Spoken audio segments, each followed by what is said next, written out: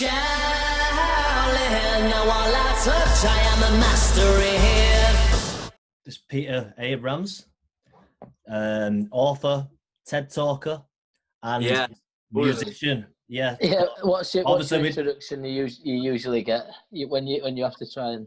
That was And it. I want Pete to do it himself. He did it earlier on in the chat. It depends what I'm selling on the day. If I'm at a gig, I'm a full-fledged musician. But if I'm at a book reading, I'm a full-on, dedicated author. Whatever they need from you, man. When's the track out? When's the track coming out? I'm hoping in 2 weeks' time. I'll explain the whole background story of that, if you want to hear it. But the initial issue I had was the guys I was going for mixing and mastering. I don't know if it was some bullshit excuse about using COVID as an excuse, or if it was a valid reason. Either way, again, I can't change it, so I've accepted it. But they started saying that, because they've got a work pile up. And I'm thinking, well, surely you're probably less busy now more than ever. So it started, they were saying, I'm going to need a few more days for this. And then they sent the initial stuff back and it lost something. And when you get that back, you don't want to hear it and go, oh no, that's definitely lost something there. You want it to be heading in the freaking right direction. So, yeah, exactly. Yeah. We know all about that. I'm at a point. They sent that back. So what happened then? Sorry, they sent that. You sent it during that, and they sent it back.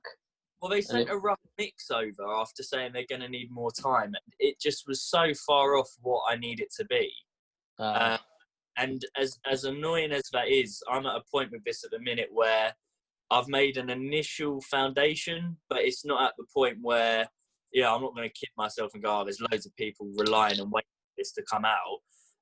And so for biting the bullet on a bit more time, to then be able to be consistently putting out good quality stuff, it was a no-brainer for me compared to rushing it out, not totally happy with it, and then to sort of feed this ego of like, I said it would be out here and it's out here. I weren't prepared to do it at this point in time. So everything I want to do going forward, I want it to be as best as it can be, because if I'm not 100% invested in it, I can't expect anyone else to jump on board and get invested in it as well. So I thought, do you know what? I'll do it my way, and when I'm happy with it, it will be ready, and then it will go out. So it should be.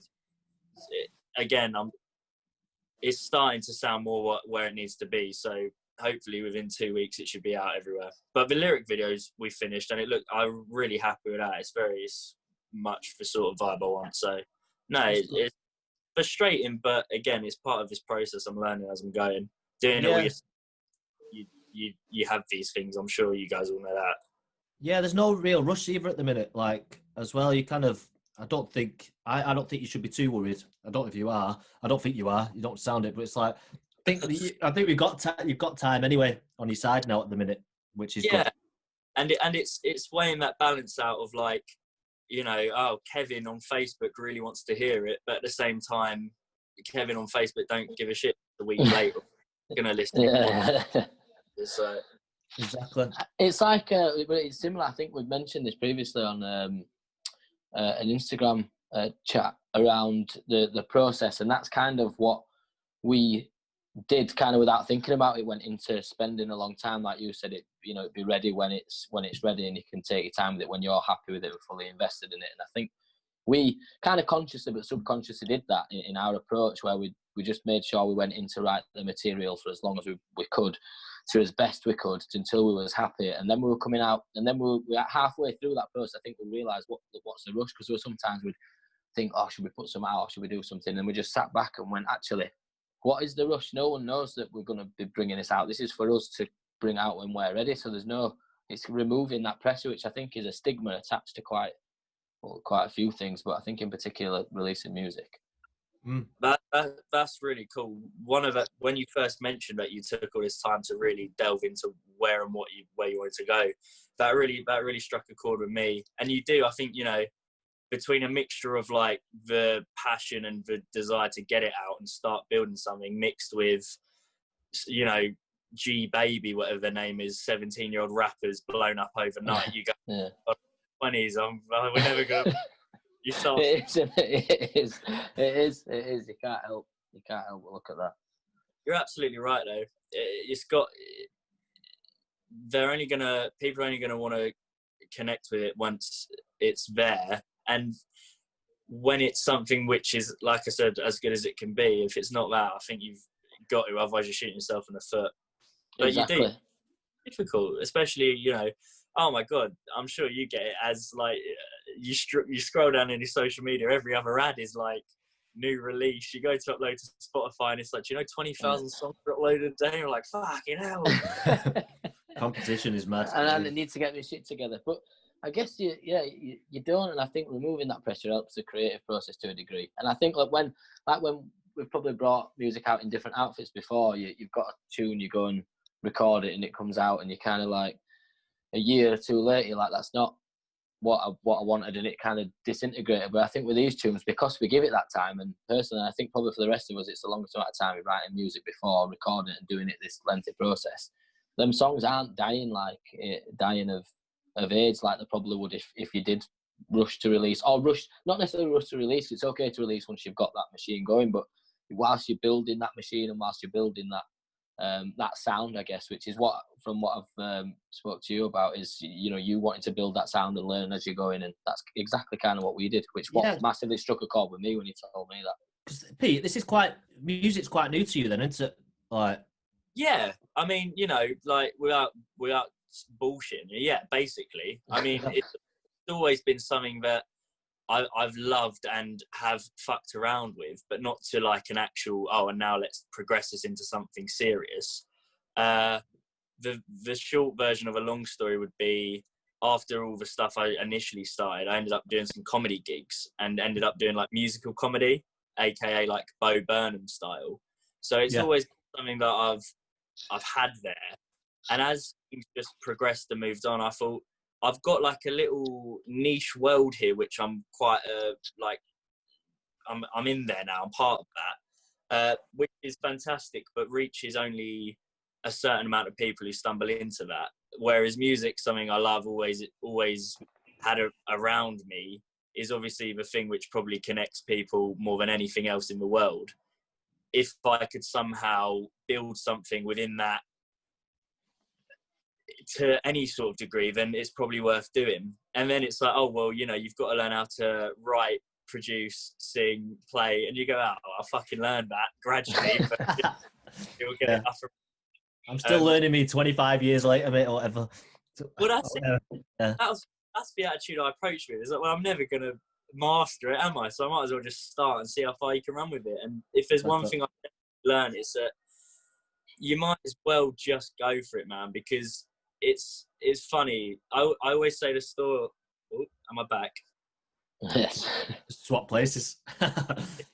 Reason. Yeah, I always say it's the story of when I put that first book out. It's like the day before it come out, everyone's like, oh, the book's already written. It's already done. It's coming out tomorrow. 2 days later, people are buying it, and now you're an author. And it's like, offers for 6 months. It's just bizarre. Pete, where did that come from? Where did the book sprout from? Oh, well, the first book was like notes on my iPhone. Literally just, I was having this weird like U-turn in my life where these crazy experiences had started happening. So I was literally just writing it down on my notes page. And then that's class, that to do that. You always think about doing something like that and then don't. That's class. And then once you start speaking at these events, like you realise everybody's a fucking life coach or an author. And they all turn around and go, oh, you could really turn some of that into a book. And I sort of go, yeah, have you read them? Like, they're really not, very serious. And then after a few people and Russell, they all said, why don't you turn them how they are, maybe edit it a little bit, into an actual book? And I thought, yeah, all right, because again, if someone other than my mum reads it and helps it, then it would have been worth doing. And it did, and it gave me that start and a sort of way in. And it all started from that. Yeah, it was just notes on my iPhone. But that's the beauty of the book now, is that it's not written as a book. It's like how I speak now is how it's like written. So it's a bit weird, and a lot of people have gone, it's a bit like meta, and I'm like, it wasn't trying to be. It's literally just me talking to myself. So Yeah, mate, I like that. I like that. It's very modern way of doing it, I suppose. So the book's called Our Story Called Life. I like Yeah. this on the front here: a personal revolution, how to become the author of your destiny. I like a personal revolution because obviously it's not their author budget. is a bit fucking blasé, isn't it? But I was like 18. Yeah, but yeah, exactly, mate. It's got charm. It's got charm. Yeah, it's got charm. But yeah, man. I mean, I've never met a person before who's had something published, so it is being published. I isn't know it? that amazed me when you, because I think we were talking. We'd seen the talks and stuff, and then I think it popped out in conversation about the book, and I was like, "Fuck me!" That like how much effort and time, like thinking about how much time you want to spend putting everything into the music. That's kind of like what you would do with a book. You would take your time to make sure every word would be as powerful as it would be from starting writing it to releasing it and onwards. Well, that's it, and that was the well, it still is the artistic, I suppose, part of all of this. That I love the creative part of it is, can you write, a 16 chapter long form version of what you're thinking, but then can you also condense that into a 3-minute song that is catchy and got something within it that makes people engaged? I like the idea of being able to have those different sort of avenues and different levels of connect, or different frequencies, I suppose, of ways of connecting with people. Some people sit down and read a book and they love it, but a lot of people don't want to do that, which is why I haven't even said it. Congrats on the song. I think it's fucking awesome. I'm not saying nice one, man. Well, that's where I really do. Thank you. That's kind of where we connected in a way, wasn't it? Because it's all about the message, delivering the message through the song, and we're on. It's not that we're on similar journeys, but we're definitely the what we're getting at and what we're wanting to input into the world, like what you're doing with current affairs, and you're wanting to build a little community and stuff like that of just helping people and giving people kind of a way out of, say, mental health issues or anything like that, just so they can start getting better with their life and that. And it's kind of that, I think that struck home with me, and that for me is how we connected 100%. So then I went to watch your TED Talk and stuff, which was great. And then I thought, oh, actually, this guy is saying a lot of the same stuff that we're saying. So yeah, it was good. It was good. But that's been the coolest thing about the last few years of my life, I think, is that I've realised how, despite all the shit that you're constantly fed, how many people from different walks of life are often saying the same thing in a slightly different way. It always is so fucking inspiring how you can have like a 50-year-old Indian woman who's just come over to the country one event, sit down and tell the stuff you've been like going on about with your mates the last few years, and then again connecting with people sort of similar age, similar ideas. It's mind-blowing, man. And you can get all wishy-washy and fairy about it, but a lot of the time it doesn't need to be that complicated. You just think, well, fuck it, it's probably because it's true. And actually but more and more people are starting to understand that. Definitely. I think people are looking for something like, I've got big into this the meaning crisis, which is obviously it's the meaning crisis, but there's a guy who does a lot of lectures online called John Vervaeke. There's about 50 hour-long lectures on this meaning crisis, and it's become apparent now. It's just like, right, mental health crisis is obvious. That's obviously there. And then this is kind of like a problem. This is kind of like the cause. Sorry, not a problem. This is kind of like the cause of it is to do with this meaning crisis, this meaningless, like we removed God and stuff like that and all that higher plateau, and now it's just like governments have replaced them as pseudo religions and stuff like that. And I'm like, oh my God, this makes a lot of sense. And it's kind of like people are nihilistic and all that kind of stuff he's talking about, and that's why suicide rates are going up. And I'm like, man, this speaks to me, and it's like it makes a lot of sense as well. Your journey down the rabbit hole. Yeah, it is.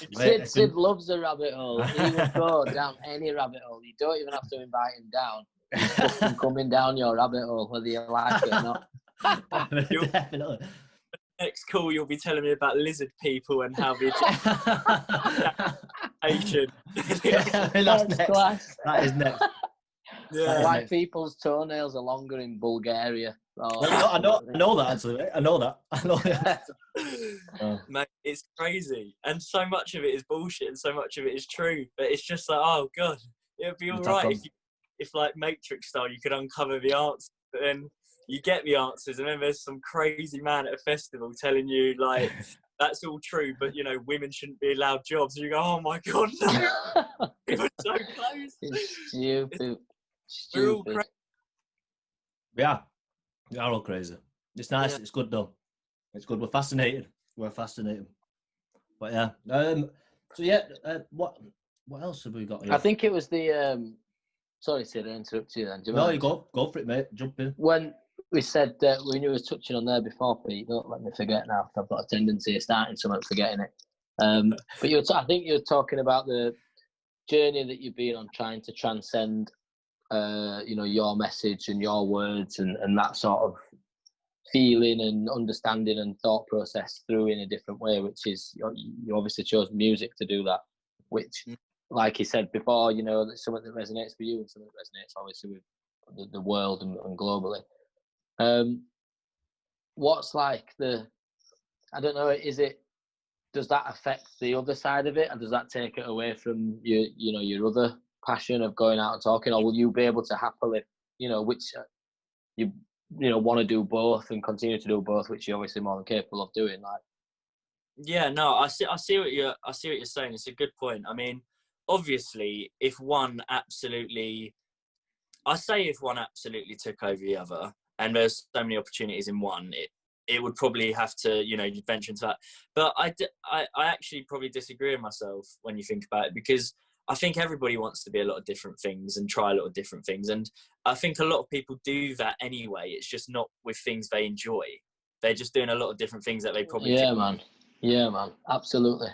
I've sort of in a position through opportunity, hard work, etc., where I've got a sort of foundation, at least for the minute, where I know that the talks and stuff are steady, and so can be sort of my thing and allow me to have the opportunity to try the music thing, try the comedy thing, and all the things I've done over the last few years.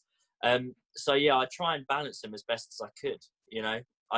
There's obviously, when you're doing one thing, I think you have to be totally present in that.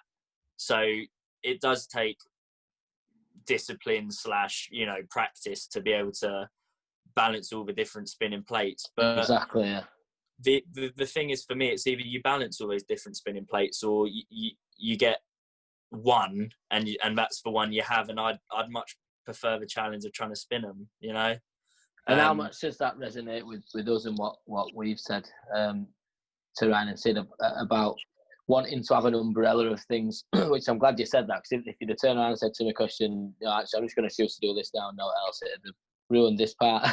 But that's, and I knew, because I knew that were coming, I knew he'd obviously continue to do that, because I think both will obviously massively complement the other and lead down other avenues. But we wanted to do the same thing in terms of visuals and film and stories, and like creating a better place to think, I guess, or a better place to live. I think if you really give a shit about it, though, you're going to want to do that, because it doesn't just stop when the track ends or when you put the instrument down. Like, it's like, if you care and give a shit about what you're saying, you want to expand that, because you want to take that as far as possible. And that's definitely how I feel, because I kind of know the messages and themes I stand for and what I would want to put into whatever I create. So then the attitude isn't, it's not defined by the music or the writing or whatever. The message is the message, and it's however I can put that out and however far I can take that. Then let's just do that, because otherwise it's gonna lack something. And I love that, the visuals and stuff. Okay, granted, without the song you haven't got the song, but the visuals, if you're gonna totally encompass all of it, you need it all, because it's all part of that same thing. So I'm totally with you on that. Yeah, man.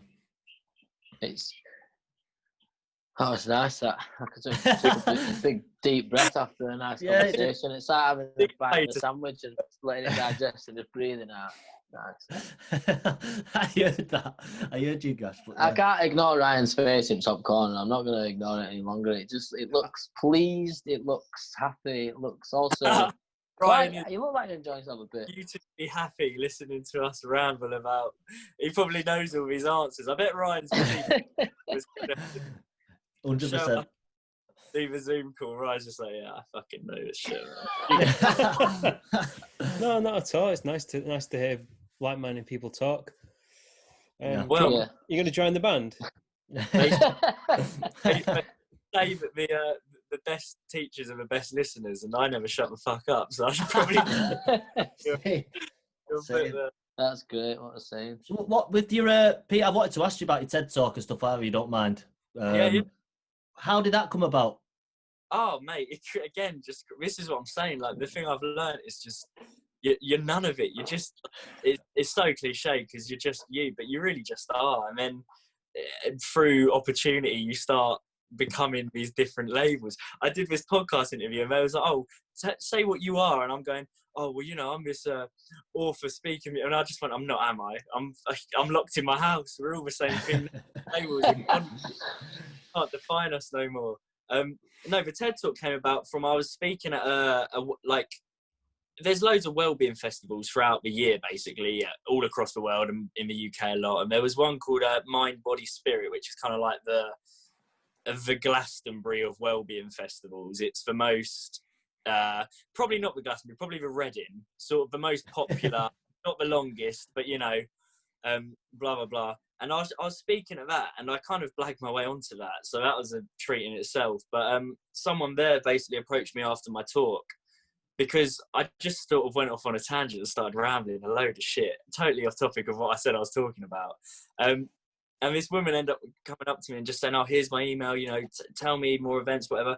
And then she basically ended up saying that she was organising this TED event and, like, would I be interested in applying? And I was like, oh, yeah, of course. Like, you know, it was never...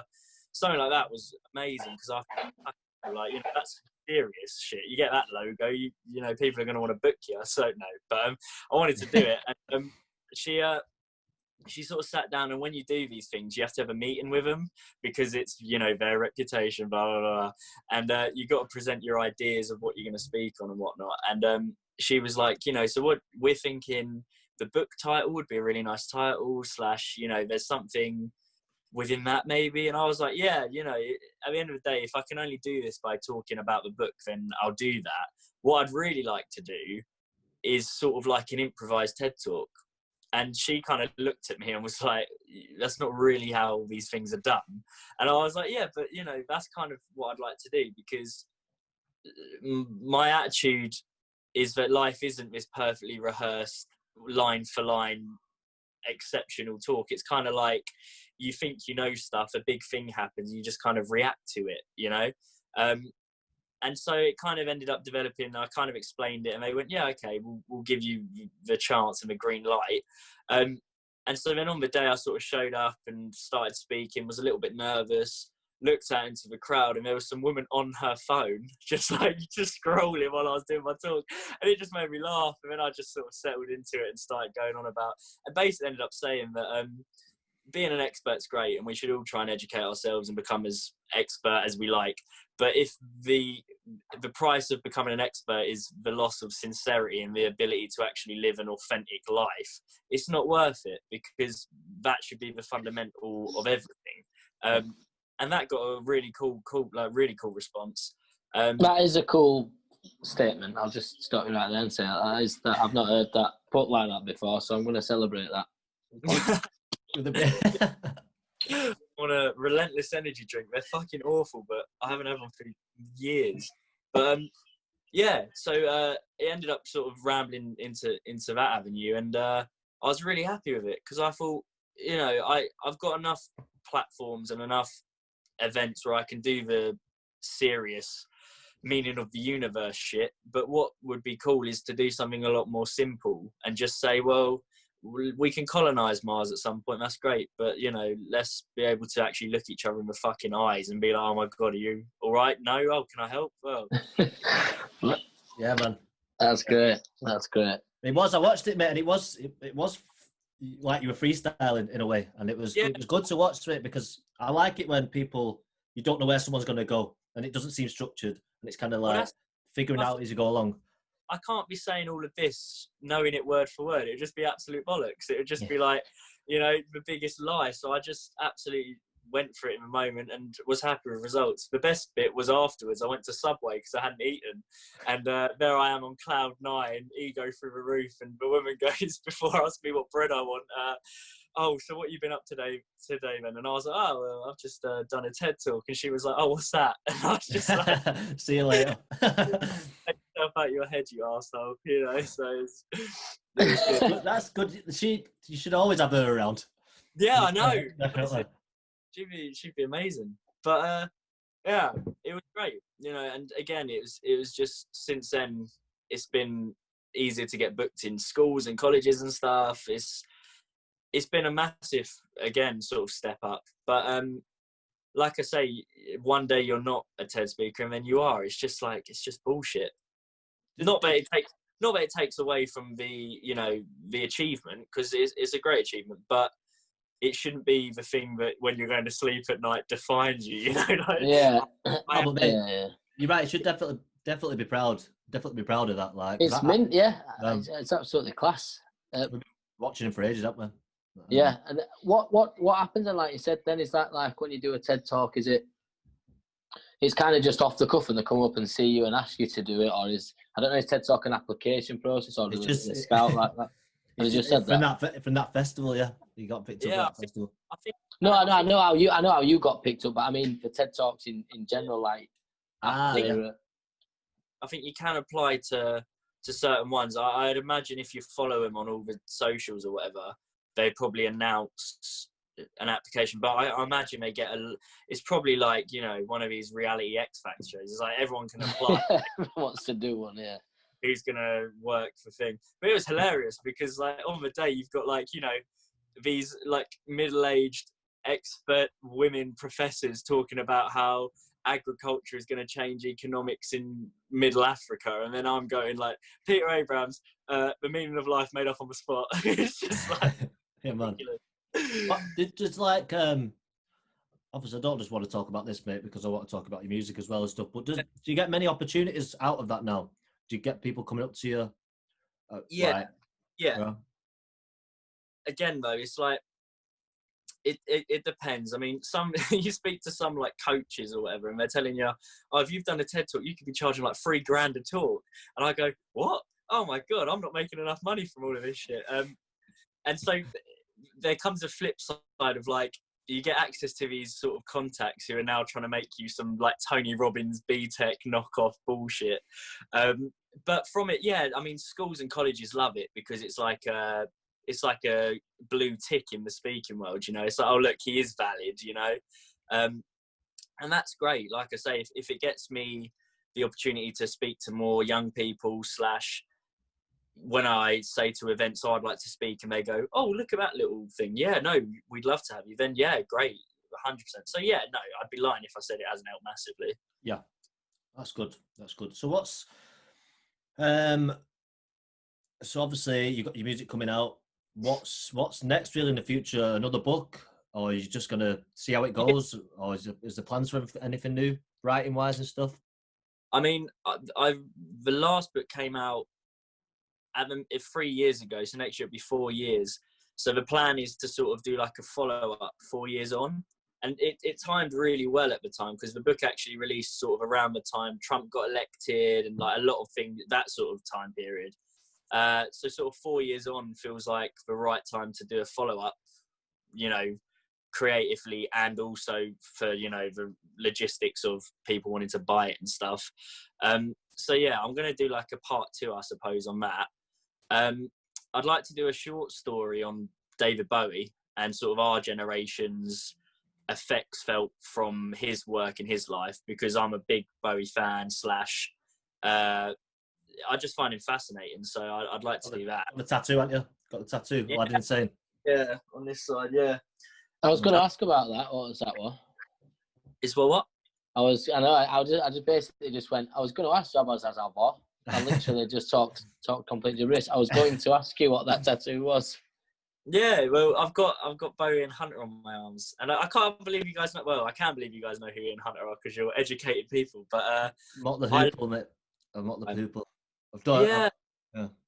I got dragged to see him when I was a kid, and I kind of was like, oh, he's an old dude on stage. Like, and the older I got, and the more I kept getting dragged back by my dad and whatever, like the respect just grew and grew. The guy's insane. He's turned 81 today, and he's planning like a world tour, and he's still full on electric, rocking it out. All the young dudes, Sweet Jane. It's just incredible. And he's an amazing songwriter. But yeah, I don't know what I was saying, but I do like Ian Hunter. No, the David Bowie story, short story. Good idea. I like that idea. So I'd like to do a Bowie book, and then just keep growing the talks business, because that's something obviously I love a live environment. You'll know from playing. You know, there's nothing like it, because it can't be misinterpreted when you're there and everyone's the same vibe or whatever. It's just the best thing. So I always want to keep doing that, and then just grow the music, release the singles, release an EP, and then start building towards an actual album. The idea being is once I've got a body of work behind Current Affairs, instead of just where we're at the minute of kind of like really great concept, nice visual on it, it's coming, get to a point where it's like, here's the foundation of Current Affairs. Now let's try and take this up and up and up as far as we can run with it. That's the sort of business plan, I suppose. Yeah, man. It's inspiring. It's good. Has anyone got any more questions to like? Because I think we questioned you out, maybe. But yeah, it's been a really nice talking to you, mate. And I definitely think we should keep these up. Let's definitely stay in touch, because I think, like I say, we're definitely on I keep saying definitely, but we're on similar journeys here. And I'm just interested in the stuff you're doing, the things you're talking about. But likewise, like I say, I don't often reach out to people because I find it a bit cringy, you know, because social media is so fake. It's just like, oh my god, yeah. You get inundated of these messages. I'm so proud of you, blah blah blah, all this crap, and it's lovely and it serves a purpose to an end, but it's not real, you know. You can't sit there and go, oh god, I'm happy now. So I know, it's awkward, but what I've learned is that when you feel like there's someone or a group of people on a similar vibe, you should reach out, because that's where the real great like opportunities end up coming from. You know, I met Russell when I was 17, and the first thing, or like the thing that stuck with me the most, what he said to me was one of the first things where I walked into this cafe, and that's a whole, I've probably explained it a little, sounds a bit weird, doesn't it? But I was helping out with a charity cafe for people in recovery getting back into work. And he actually owned it at the time. And I went to their sort of like year celebration or whatever. And he was there, and he ended up basically saying how if you walk into a room and I'm sat like this and I don't talk to you, like we don't connect and nothing ever happens. Whereas you just sit and go, oh, you're right, mate. And we start talking. Whatever then comes from that is because you were both open to having that conversation. You say it to a lot of people, it's just a bit weird and a bit like, well, yeah, obviously, mate. But the more I thought on it and the more I've experienced things, I'm like, it's true, you know. The people who are doing it on a similar sort of wavelength to you, you know, if nothing else, you kind of think, oh, God, at least I'm not a fucking nutter by myself, you know. There's that's important, man. This system that's been in place for so long. But yeah, so yeah, 100%. Like I say, the visuals, the thing that really got me interested in you guys was the visuals that you put out on your social medias, you know, because obviously that's how I come across you.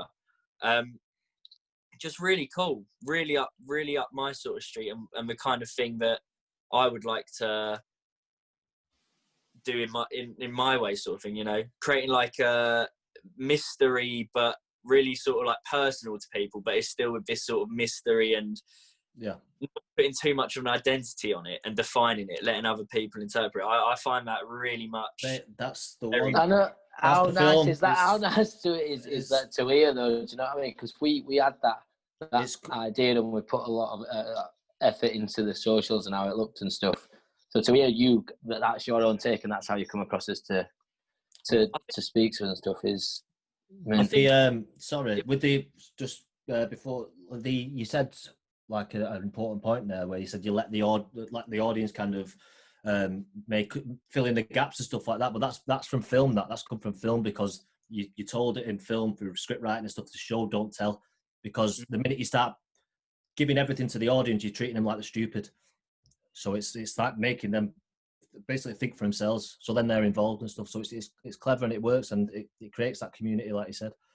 Oh, I love that. I mean, my brother is a big 1975 fan, Yep. and I like a lot of what they do.